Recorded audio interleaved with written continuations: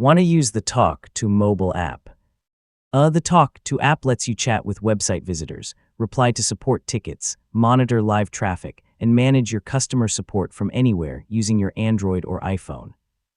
In this guide, I'll show you how to use the Tawk.to mobile app step by step in 2026. Let's get started. First, download the Tawk.to app from the Google Play Store or the Apple App Store. Open the app and sign in using your Tawk.to account. If you don't already have an account, create one before continuing. After signing in, choose the website property you want to manage. From the main dashboard, you can access active chats, visitor monitoring, support tickets, shortcuts, and your account settings. When a visitor starts a conversation, you'll receive a push notification on your phone. Open the notification, join the chat, and reply to the customer. You can also use saved shortcuts to answer common questions more quickly. Next, open the monitoring section to view visitors currently browsing your website.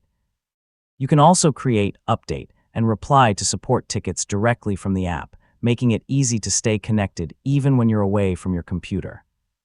Finally, open the app settings to enable push notifications, adjust your availability status, and manage your account preferences.